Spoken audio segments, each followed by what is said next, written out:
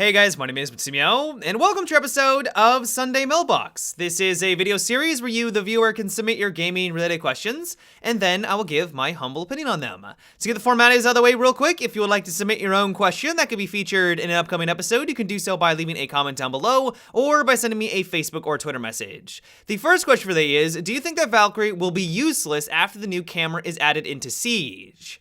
I have been hearing this concern a lot lately, and I don't think it's unjustified. Before this update, Valkyrie really was the only defensive operator that had access to cameras. Now, I know that some people might argue that Echo sort of fit into that role, but because he was the only one that was able to view through his camera, he really didn't provide that kind of information gathering compared to Valkyrie. But now that he's getting a big buff, where now he has access to 2 drones, his teammates can see through them, and we now have 5 operators that have access to the secondary camera gadget, things are changing.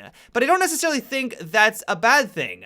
Now we're gonna have different stages or different variations of cameras. You only want to bring 1 because that's all you really need for certain objectives? Well, play as one of the 5 that now has that new camera. You want to kind of go somewhere in the middle that's slightly different compared to Valkyrie? Well, then play as Echo. If you want the flexibility and stealth of having 3 cameras at your disposal, then you're going to want to go all out and play as Valkyrie. Having these different stages and steps, I think, will add in a new layer and more thought into playing the objective and just giving us more tools, which I don't think is really all that bad. Another reason why I believe that Valkyrie is here to stay is that I think that her cameras are going to serve a different function compared to this new gadget. I really do believe that these new cameras are going to be mainly used to anchor the objective. Yes, they're very resilient, but they're also very obvious. And so if you don't have anyone protecting it, it's going to get taken out really easily. On the flip side though, with Valkyrie cameras, she's the complete opposite. They're not resilient whatsoever,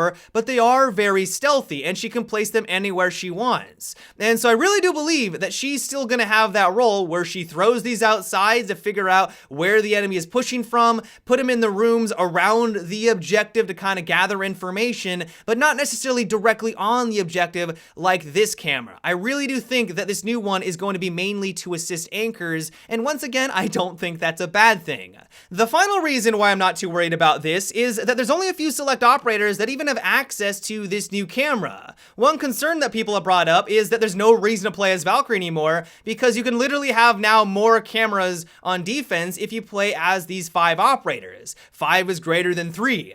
And while that might be true, you're gonna have a hard time convincing me that that is gonna be a competitive team. Not only are you giving up all of the other gadgets available to defense, that means you're not using barbed wire, you're not using deployable shields. Yes, you might be able to see where they're coming from, but you're not gonna be able to slow them down with barbed wire, so that's gonna be a hindrance. They can probably catch you by surprise, but also, that means that your 5-man lineup is a Castle, Mute, Doc, Cav, and Vigil. Probably not the most competitive 5-man team. And while who knows, maybe that's gonna be the meta in the future, I highly doubt it. And so all in all, while I will admit that this is a hit to Valkyrie, this is stepping into her territory. She's no longer gonna be as unique as she was. I don't think that's gonna make her useless. She's still gonna be the best at gathering information. We're just gonna have other options at getting that information with a couple other tools in the form of Echo and this new gadgets. The next question is, are you worried about the nerf to the SMG-11 and the effect that will have on smoke? I don't think many people have made this connection yet, but you're absolutely right. Because Smoke relies on his secondary weapon to basically be his primary, this is gonna be a significant nerf to him.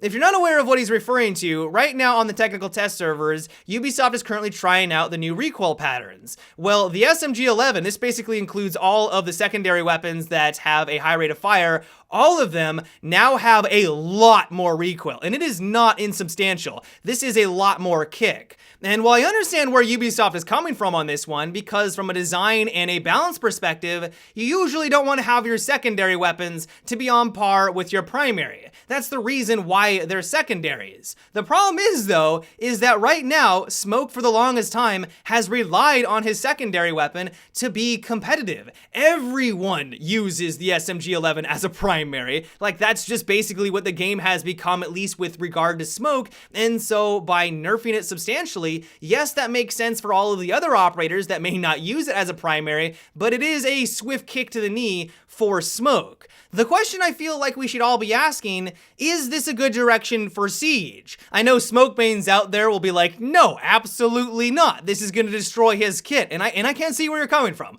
Trust me, I get you. I love Smoke, I love to play with his kit, but at the same time, do we want to have secondary weapons to be as strong just so that Smoke can have his place in the game? I feel like this is more of a systemic problem with his operator, and they should address that. If his pick rate and viability drop substantially because of this change, then maybe they needed to take a look at his primary weapons and make them more viable. And so it's going to be really interesting to see what happens to Smoke in the next couple of months. They may revert the changes. This is just currently on the technical test server, but if these recoil patterns do go through, Smoke is definitely going to see a significant decrease, I think, in his viability, and I know that's going to sting. Who knows? Maybe the reason why Ubisoft is doing this is to intentionally nerf Smoke. Smoke is in a good spot right now. He's really strong. I think most people would argue, me included, that he's well balanced. I definitely don't think that he's overpowered in the slightest, but maybe Ubisoft is looking at his pick rate, his win rate, or something along those lines and deeming it too high, and so this is the way that they're going about nerfing him. It's hard to tell. Personally, I would hope that they would look at his primary weapons to try to make him more viable if they want to go through with it, but of course, that is just my opinion. The next question comes from Skater Kid, and it is, do you think that it would be a good idea for Ubisoft to add a difficulty rating on all the operators in Siege? It could help the newer players find their beginning ops and such, and let the veterans take the harder/higher skill-based operators. Yeah, I think that's a great idea. While this game isn't the most complex, I feel like most operators are pretty self-explanatory, and even someone who was new to the game can figure them out pretty quickly, but there are some that require a bit more finesse and can be a bit more challenging.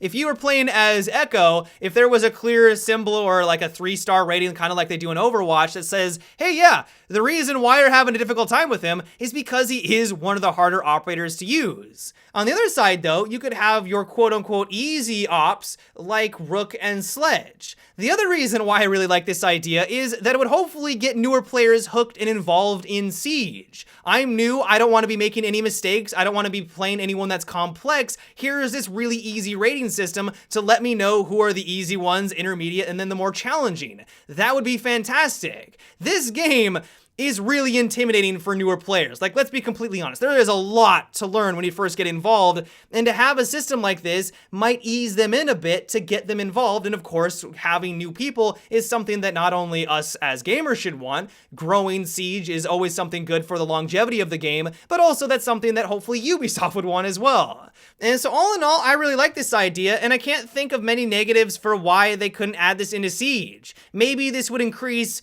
trolling a little bit. Some people might start to make fun of others because, oh, you're playing a beginning operator. Maybe some people get upset at where an operator is placed in the ranking. Valkyrie shouldn't be an intermediate, she should be an advanced operator. Like, there might be some confusion or some people that get upset over something like that, but I think in general that could be a really great tool for newer players to give them a baseline of where they should begin. The next question comes from Daniel, and it is, what do you think about implementing a tipping system into Rainbow Six Siege? After a match is complete, you could tip your teammates 100 renown for a job well done. So I realize that this is probably coming from a good place. You want to add in a system that would hopefully reward people for being a decent human being. Right now, toxicity can be a bit of an issue in Rainbow Six Siege, and so if there was a system in place where at the end of a match, you could give out some renown to teammates that were actually being good people. Like, who wouldn't want that? Maybe I'm just being too cynical, but I feel like not only would this system be easily to exploit, but also it might just lead to even more negativity. If you have a 5-man team, well, could they all just give like one person or everyone, commend everyone on their team extra renown? Even if it's not, 100 renown each, if it's just like a couple, that's gonna add up a lot faster. Everyone's just gonna commend everyone. Like, hey, good job, we did fantastic, everyone gets more renown. Like, does that really add to the game? Does that add value to the game? If you are with a bunch of randoms, though, at the end of a match, you might have people begging to be commended. Hey, I played well, right, guys? You should totally commend me at the game. And then they might message you after, why didn't you commend me? what gives, and that could lead to negativity. The final reason why I'm not entirely sold on it is that do these systems even work in other video games? I realize it's been a very, very long time since I played League of Legends, but when they had their commendation system in place, I don't remember a whole lot changing. I don't remember a whole lot of people even taking advantage of it. Sure, maybe for the first couple of weeks people were doing so, but by the end, people were just completely ignoring it. And so while I like the idea conceptually, I think that if they were able to make it work, and maybe they could, maybe they would be able to implement something that would incentivize people to be nicer and to give out these recommendations to people. I just don't know how the best way of going about it would be. But yeah, guys, that is about it for today's episode of Sunday Mailbox. I hope you enjoyed. Let me know what you thought about what we discussed in today's video. Are you excited for the new camera gadget? Are you worried that it's gonna make Valkyrie obsolete? Give me your guys' thoughts down below in the comments. As always, if you would like to submit your own question for an upcoming episode, you can also leave a comment or by sending me a Facebook or Twitter message. But until tomorrow, guys, have a good one and take it easy.